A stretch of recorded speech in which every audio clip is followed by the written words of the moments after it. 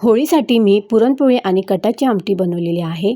घरोघरी होळीला पुरणपोळी आणि कटाची आमटी हा पदार्थ केला जातो। तर आज मी तुम्हाला पुरणपोळीचं पीठ पाण्यामध्ये मळून दाखवणार आहे। प्रत्येक जण पिठामध्ये तेल घेतात आणि पीठ मळून त्याची पुरणपोळी करतात। तर मी आज पिठामध्ये तेलाचा वापर नाही करणार आहे। हे पीठ फक्त मी पाण्यामध्ये मळून घेणार आहे आणि त्याची पुरणपोळी करून दाखवणार आहे। पुरणपोळी पण मऊसूत होऊन जाते। तर रेसिपी पुढे बघूया। नमस्कार मंडळी, मी वनिता, रेसिपी विथ वनिता या चॅनेलवर तुमचे मनापासून खूप खूप स्वागत करत आहे। व्हिडिओ आवडल्यास नक्की एक लाईक करा आणि चॅनेलला नवीन असाल तर सबस्क्राईब करायला विसरू नका। तर इथे मी मैद्याचं पीठ घेतलेलं आहे। आता तुम्ही व्हिडिओमध्ये बघत असाल मी मैद्याचं पीठ कसं मळून घेते। नुसतं पाण्याचा वापर केलेला आहे, तेल अजिबात वापरलेलं नाही आहे। मीठ घालायचे चवीप्रमाणे आणि नुसतं पाण्यामध्ये मळून घ्यायचे पीठ आणि असं पातळ बेटर बनवायचं आहे आपल्याला। बघा तुम्ही व्हिडिओमध्ये। आता हे पीठ मस्त पातळ झालेलं आहे। तुम्हाला वाटेल की ह्या पातळ पिठाच्या पुरणपोळ्या कशा होणार, तर काही नाही मंडळी, अगदी सहज पुरणपोळी होऊन जाते ह्या पातळ पिठाच्या। तर गोल फिरूनच त्याला मिक्स करून घ्यायचं आणि आता ह्याला झाकण ठेवून आपल्याला 10 ते 15 मिनटासाठी ठेवून द्यायचं आहे। 10 ते 15 मिनटं झालेली आहेत। याच्यामध्ये अजिबात मी तेलाचा वापर केलेला नाही आहे। आता पुरणपोळी झाली तर त्याला तेलाचा वापर करूनच पुरणपोळी तयार करतात। इथे मी तेलाचा वापर अजिबात केलेला नाही आहे। मी चपातीचं पीठ मळताना सुद्धा तेलाचा वापर करत नाही आहे। चपातीचं पीठ मळताना तेल वापरायचं नाही ही व्हिडिओ मी अपलोड केलेली आहे। पीठ मळताना मी फक्त पाण्याचाच वापर करते।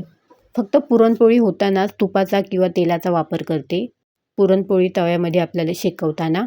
बाकी त्याच्या आधी मी तेलाचा वापर अजिबात केलेला नाही आहे। आता पुरणपोळी कशी करायची ते बघा तुम्ही। पहिले मी काय केलेलं आहे, पीठ घेतलेलं आहे, सुक्कं पीठ हातात घेतलेलं आहे। आपल्या हातामध्ये जेवढं पीठ येईल तेवढंच घ्यायचं, म्हणजे तो माप राहिला जातो। त्या मापाप्रमाणे आपण पीठ घ्यायचं।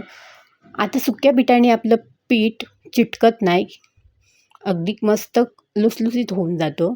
आता पुरण बनवलेलं आहे मी डाळीचं। आता एक उंडा घेऊन मी त्याच्यामध्ये टाकून घेतलेला आहे आणि परत पिठाचा गोळा घेऊन परत त्यामध्ये मी तो पिठामध्ये असा मस्त मिक्स केलेला आहे, असं रोल बनवलेला आहे गोल आकाराचा। आता पुरणपोळी लाटताना काय घ्यायचं, पेपर घ्यायचं, पेपरवर आपल्याला पीठ टाकून घ्यायचं आणि पुरणपोळी उचलायची नाही, फक्त तो पेपर गोल फिरवत राहायचा आणि ही पुरणपोळी आपल्याला नुसत्या पिठावरच लाटून घ्यायची आहे। व्हिडिओमध्ये तुम्ही बघा आणि अगदी मस्त सहज पुरणपोळी होऊन जाते। जेवढी पातळ करायची तेवढी पातळ होऊन जाते पुरणपोळी। तव्यावर असं पेपरासकटच टाकायचं आणि कॉटनचा असं सुती कापड घेऊन वरचं सुक्कं पीठ आहे ते काढून टाकायचं, नाहीतर पोळी आपली करपून जाते। आणि बघा बिना तेलाची पण पुरणपोळी कशी मस्त टम्म फुगलेली आहे। वरती तुम्ही आवडीप्रमाणे तूप लावा, तेल लावा आणि छान अशा आपल्या पुरणपोळ्या होऊन जातात आणि ह्या पुरणपोळ्या अगदी मऊसूत होऊन जातात। अशाच मी पुढच्या पुरणपोळ्या करून घेणार आहे। अगदी सहज पुरणपोळी होऊन जाते। व्हिडिओमध्ये तुम्ही बघत असाल की किती सहज मी पुरणपोळी तयार केलेली आहे। तेलाचा जास्त वापर करून परत पुरणपोळीला आपण तेल लावून ती पुरणपोळी अशी काळपट दिसते।